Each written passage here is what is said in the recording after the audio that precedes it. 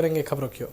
बिहार के मुख्यमंत्री सम्राट चौधरी ने भरत तिवारी के परिवार को बड़ी राहत देने का ऐलान किया है। सरकार की ओर से परिवार को आर्थिक सहायता दी जाएगी।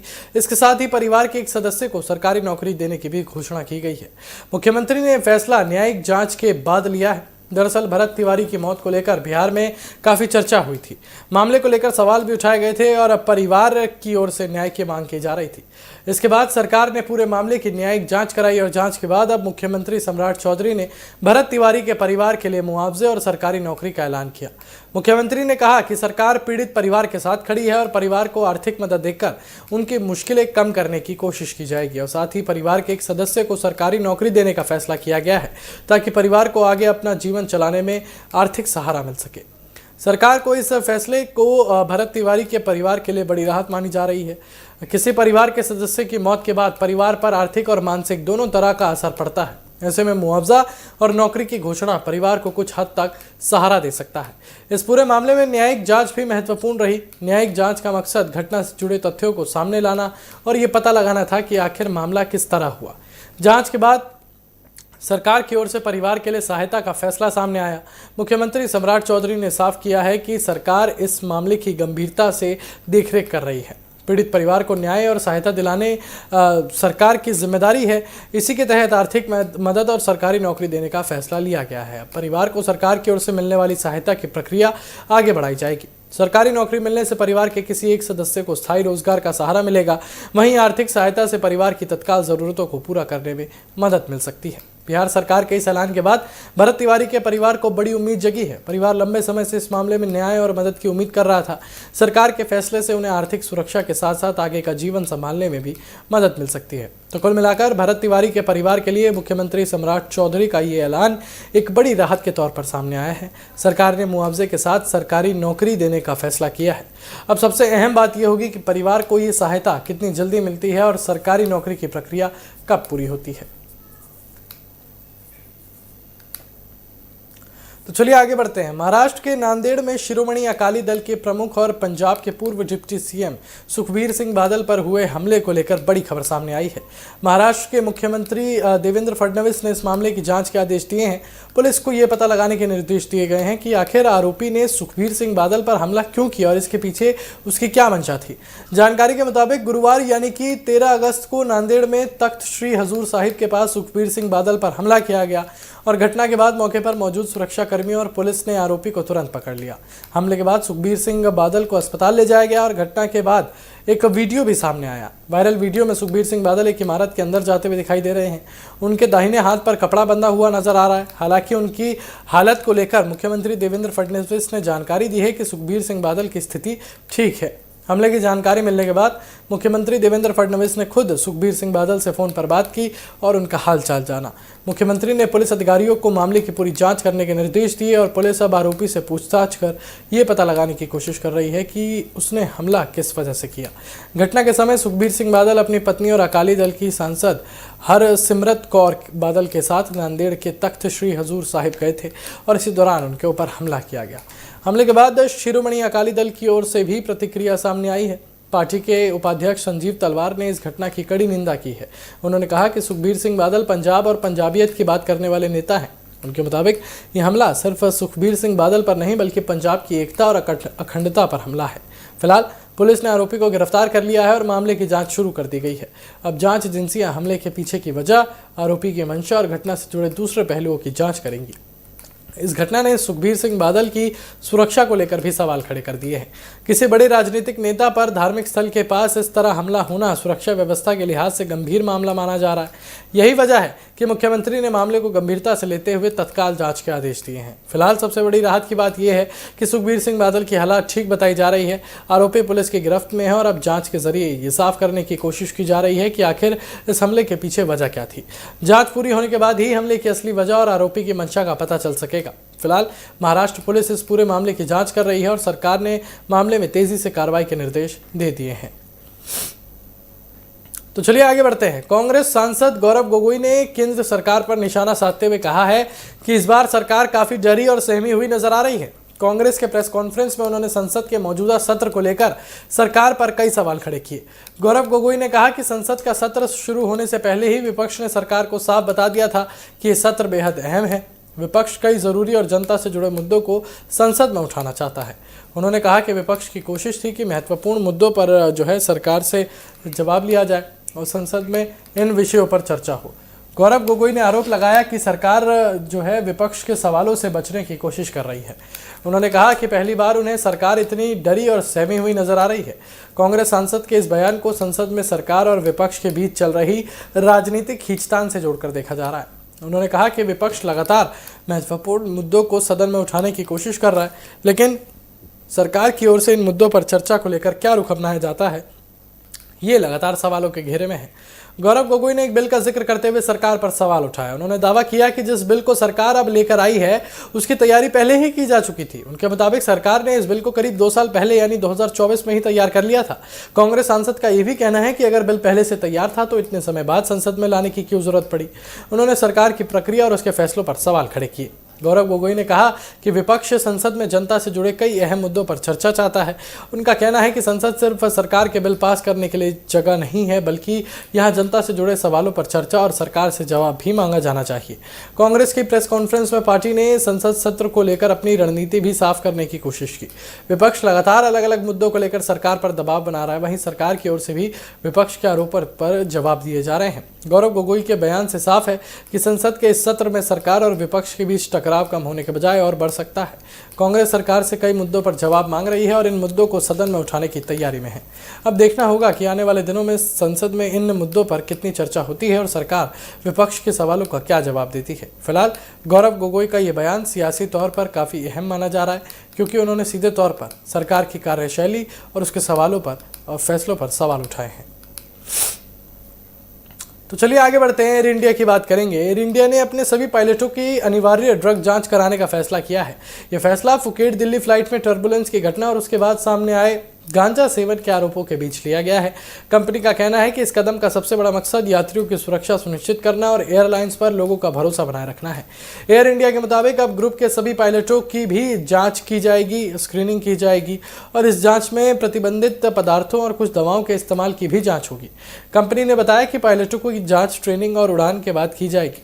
ये स्क्रीनिंग अलग अलग जगहों पर होगी। इसमें गुरुग्राम की training academy, flight briefing centre और पायलटों के बेस लोकेशन को शामिल किया गया है। यानी एयर इंडिया के पायलट जहां ट्रेनिंग या उड़ान से जुड़ी प्रक्रिया में होंगे वहां उनकी ड्रग स्क्रीनिंग की जा सकती है। एयर इंडिया का कहना है कि वो पहले से ही नागरिक उड्डयन महानिदेशालय यानी डीजीसीए के सभी नियमों का पालन करती है और कंपनी के मुताबिक भारत में पायलटों की मेडिकल और ड्रग टेस्टिंग को लेकर जो नियम है वो यूरोप और अमेरिका के मानकों के अनुरूप है। लेकिन अब यात्रियों की सुरक्षा को ध्यान में रखते हुए कंपनी ने नियमों से आगे बढ़कर सभी पायलटों की अनिवार्य स्क्रीनिंग कराने का फैसला किया है। अब सवाल है कि एयर इंडिया को ये फैसला क्यों लेना पड़ा। दरअसल 4 अगस्त को दिल्ली से फुकेट जाने वाली फ्लाइट AI2379 में टर्बुलेंस की घटना सामने आई थी। बताया गया कि फुकेट से दिल्ली लौटते समय विमान अचानक करीब 300 फीट नीचे आया और इस दौरान विमान के मुख्य पायलट के कॉकपिट के फर्श पर गिरने की बात सामने आई। घटना में 15 से ज़्यादा लोगों के घायल होने की जानकारी सामने आई थी और इस घटना की जांच विमान दुर्घटना जांच ब्यूरो यानी कि AAIB कर रहा है। इसी मामले के दौरान जो है पायलट पर गांजा सेवन का आरोप भी सामने आया। बताया गया कि एक क्रू मेंबर ने इस संबंध में शिकायत की थी। हालांकि इस मामले में जांच अभी जारी है और आरोपों की पूरी सच्चाई जांच के बाद ही साफ होगी। सूत्रों के मुताबिक सीट से जुड़े एक प्रोटोकॉल को लेकर पायलट और एक केबिन क्रू सदस्य के बीच बहस भी हुई थी। बताया गया कि फुकेट पहुंचने के बाद भी दोनों के बीच तनाव पूरी तरह खत्म नहीं हुआ था। अब इसी पूरे घटनाक्रम के बाद एयर इंडिया ने अपने सभी पायलटों की ड्रग स्क्रीनिंग कराने का फैसला किया है। कंपनी का कहना है कि सुरक्षा से किसी भी तरह का समझौता नहीं किया जा सकता। एयरलाइन के इस फैसले से पायलटों की निगरानी और सुरक्षा व्यवस्था और सख्त होने की उम्मीद है और आप सभी पायलटों की स्क्रीनिंग के जरिए ये सुनिश्चित करने की कोशिश होगी कि उड़ान के दौरान कॉकपिट में मौजूद पायलट पूरी तरह सुरक्षित और उड़ान के लिए फिट हो। फिलहाल फुकेट दिल्ली फ्लाइट की घटना की जांच जारी है और जांच में सामने आने वाली रिपोर्ट से यही साफ होगा कि टर्बुलेंस के दौरान आखिर क्या हुआ था और पायलट पर लगाए गए आरोपों में कितनी सच्चाई है। लेकिन इस घटना के बाद एयर इंडिया ने सभी पायलटों की अनिवार्य ड्रग जाँच का फैसला ज़रूर कर दिया है। तो चलिए आगे बढ़ते हैं। कांग्रेस नेता राहुल गांधी ने आय से अधिक संपत्ति के आरोपों से जुड़े मामले में इलाहाबाद हाई कोर्ट के आदेश को सुप्रीम कोर्ट में चुनौती दे दी है। राहुल गांधी की ओर से दाखिल याचिका पर सुप्रीम कोर्ट में सुनवाई हो सकती है और जानकारी के मुताबिक चीफ जस्टिस सूर्यकांत की अध्यक्षता वाली पीठ 17 अगस्त को इस मामले पर सुनवाई कर सकती है। पूरा मामला क्या है आपको बताते हैं। राहुल गांधी के खिलाफ आय के ज्ञात स्रोत से ज्यादा संपत्ति होने के आरोप लगाए गए हैं। इन आरोपों की जांच को लेकर इलाहाबाद हाई कोर्ट में याचिका दाखिल की गई थी और मामले की सुनवाई के दौरान हाई कोर्ट ने केंद्रीय जांच एजेंसी सीबीआई से जांच की प्रगति का जानकारी मांगी थी। 20 जुलाई को इलाहाबाद हाई कोर्ट की लखनऊ बेंच ने सीबीआई की ओर से दाखिल जवाब पर असंतोष जताया था। कोर्ट ने कहा था कि सीबीआई का हलफनामा पहले दिए गए आदेश के मुताबिक पर्याप्त नहीं है। इसके बाद कोर्ट ने सीबीआई के एक वरिष्ठ अधिकारी को जांच की प्रगति का विस्तृत ब्यौरा देते हुए नया हलफनामा व्यक्तिगत रूप से दाखिल करने का निर्देश दिया था।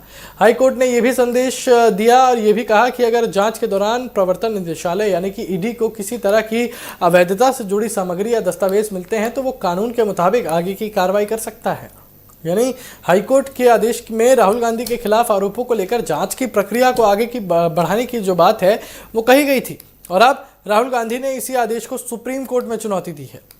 इस मामले में याचिका कर्नाटक निवासी एस विघ्नेश शिशिर की ओर से दाखिल की गई थी। विघ्नेश ने राहुल गांधी की संपत्ति से जुड़े आरोपों की जांच कराने की मांग की थी।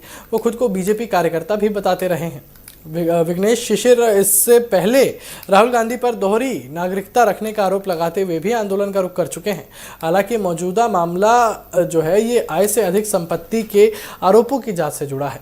हाईकोर्ट में सुनवाई के दौरान अदालत ने सीबीआई के जवाब को लेकर सवाल उठाए थे।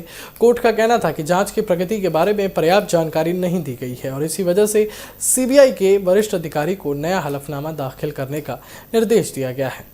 अब इस मामले में राहुल गांधी सीधे सुप्रीम कोर्ट पहुंचे हैं और उनकी याचिका पर अगर सुप्रीम कोर्ट सुनवाई करता है तो सबसे बड़ा सवाल यही होगा कि क्या हाईकोर्ट में आदेश के तहत जांच की प्रक्रिया आगे बढ़ती है या इसमें कोई बदलाव होगा। फिलहाल ये मामला आरोपों और जांच की प्रक्रिया से जुड़ा हुआ है। राहुल गांधी के खिलाफ आय से अधिक संपत्ति होने के कारण आरोप लगाए गए हैं, लेकिन इन आरोपों का अंतिम रूप से सच साबित होना भी बाकी है। जांच और अदालत की आगे की कार्रवाई के बाद ही इस मामले की पूरी तस्वीर साफ होगी। अब सबकी नज़रें 17 अगस्त को होने वाली संभावित सुप्रीम कोर्ट की सुनवाई पर है। सुप्रीम कोर्ट इस मामले में क्या रुख अपनाता है, इससे आगे की कानूनी प्रक्रिया की दिशा तय हो सकती है। तो चलिए आगे बढ़ेंगे और उत्तर प्रदेश की बात करेंगे। उत्तर प्रदेश में 2027 के विधानसभा चुनाव से पहले महिलाओं को लेकर सियासी हलचल तेज हो गई है।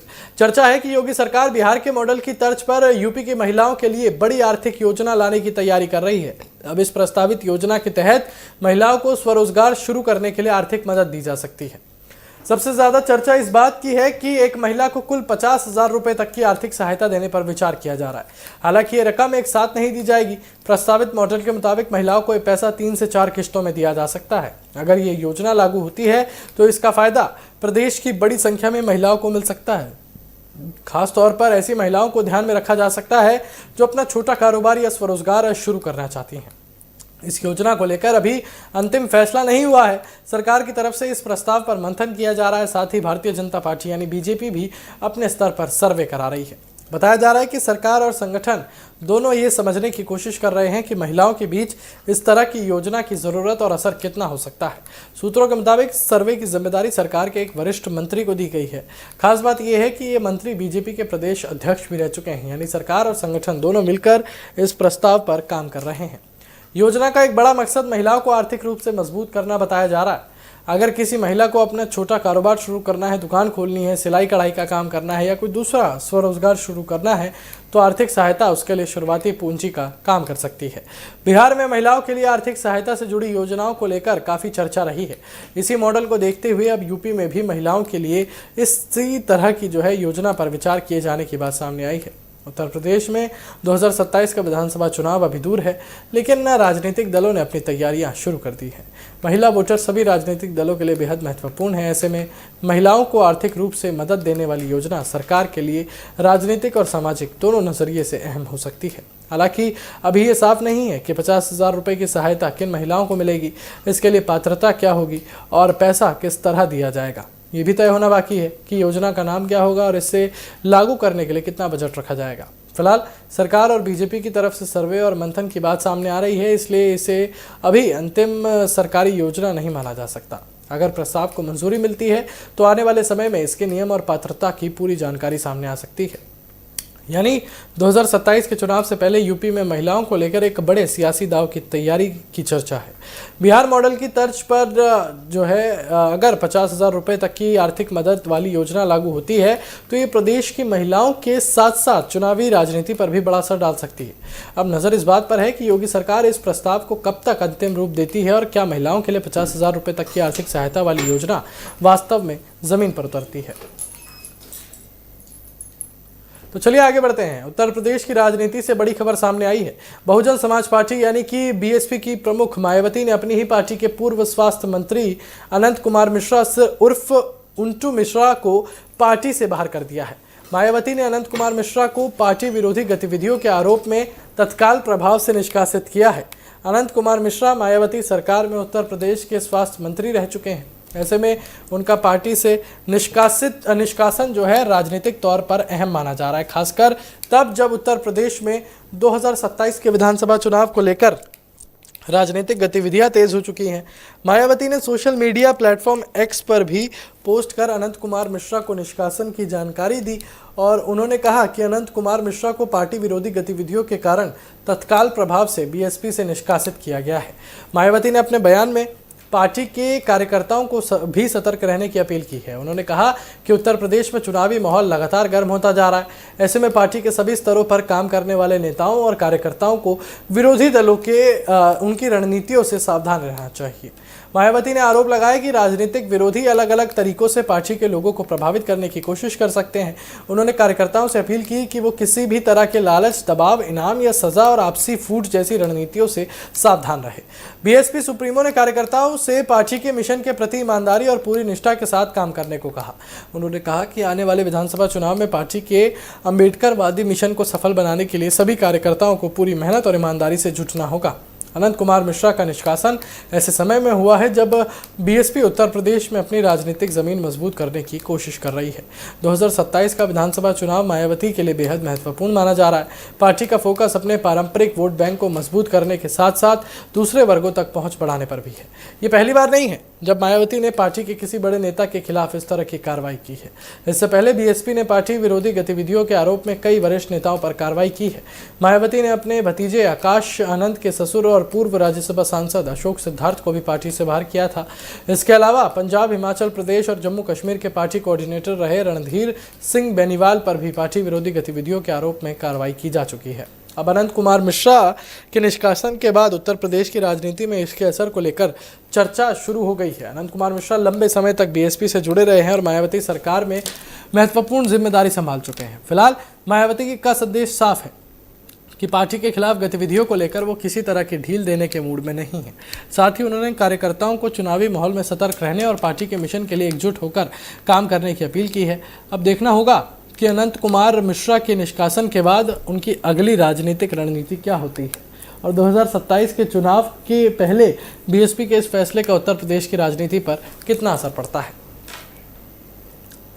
तो चलिए आगे बढ़ते हैं। संसद का मॉनसून सत्र गुरुवार को अनिश्चितकाल के लिए स्थगित हो गया और सत्र के दौरान लगातार हंगामा और विरोध प्रदर्शन देखने को मिला। अब सत्र खत्म होने के बाद सत्ता पक्ष और विपक्ष एक दूसरे पर सदन नहीं चलने देने का आरोप लगा रहे हैं। इसी बीच केंद्रीय मंत्री चिराग पासवान ने विपक्ष के रवैये पर कड़ा हमला बोला है। उन्होंने कहा कि विपक्ष ने धीरे धीरे सदन को बाधित करके अपनी परंपरा बना लिया है।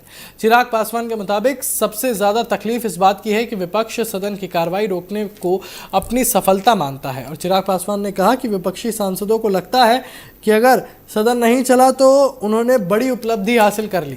उन्होंने इस सोच को लोकतंत्र के लिए उचित नहीं बताया। चिराग ने कहा कि विपक्ष धीरे धीरे सदन में बैठकर चर्चा करने की आदत खो रहा है। दरअसल संसद के पूरे मॉनसून सत्र के दौरान सत्ता पक्ष और विपक्ष के बीच कई मुद्दों को लेकर टकराव देखने को मिला। कभी संसद के अंदर हंगामा हुआ तो कभी संसद परिसर में विरोध प्रदर्शन किए गए। विपक्ष लगातार अलग अलग मुद्दों को लेकर सरकार को घेरता रहा और सत्ता पक्ष का आरोप है कि विपक्ष ने जानबूझकर सदन की कार्रवाई को बाधित किया। वहीं विपक्ष का कहना है कि सदन चलाने की जिम्मेदारी सरकार की होती है और सरकार विपक्ष के जरूरी मुद्दों पर चर्चा नहीं करना चाहती। चिराग पासवान ने विपक्ष के मुद्दों को लेकर भी सवाल उठाया। उन्होंने कहा कि विपक्ष ने पूरे सत्र के दौरान बार बार अपना मुद्दा बदल दिया। उनके मुताबिक कभी राम मंदिर का मुद्दा उठाया गया, कभी छात्र आंदोलन का मुद्दा सामने आया, कभी प्रधानमंत्री से माफी मांगने की बात हुई और कभी गृह मंत्री से माफी मांगने की बात हुई।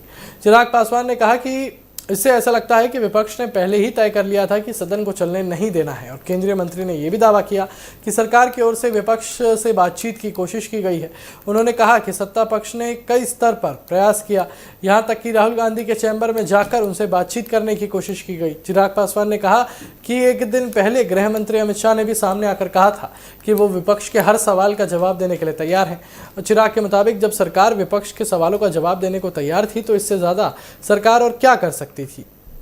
इसी आधार पर उन्होंने विपक्ष के रवैये पर सवाल उठाते हुए कहा कि लोकतंत्र में संसद का काम चर्चा और बहस के जरिए आगे बढ़ना चाहिए। अगर लगातार सदन की कार्यवाही बाधित होगी तो इसका सीधा असर देश के कामकाज पर पड़ेगा। चिराग पासवान ने चेतावनी देते हुए कहा कि अगर विपक्ष का यही रवैया आगे भी जारी रहा तो 2029 तक देश को बहुत बड़ा नुकसान हो सकता है। उनका कहना है कि संसद में काम रुकने से ज़रूरी विधायी काम और जनता से जुड़े मुद्दों पर चर्चा प्रभावित होती है। मॉनसून सत्र के खत्म होने के बाद अब दोनों पक्ष अपने अपने दावे कर रहे हैं। विपक्ष सरकार पर चर्चा से बचने का आरोप लगा रहा है, जबकि सत्ता पक्ष विपक्ष पर सदन को जानबूझकर बाधित करने का आरोप लगा रहा है। फिलहाल संसद का मॉनसून सत्र हंगामे के बीच खत्म हो चुका है, लेकिन चिराग पासवान के बयान से साफ है कि सदन में सरकार और विपक्ष के बीच राजनीतिक टकराव अभी खत्म नहीं हुआ है और आने वाले समय में भी संसद की कार्यवाही और विपक्ष की रणनीति को लेकर सियासी बहस जारी रहने की संभावना है। तो चलिए फिलहाल मेरे साथ बस इतना ही। देश और दुनिया से जुड़ी तमाम बड़ी खबरों के लिए बने रहिए TV7 भारत के साथ। नमस्कार।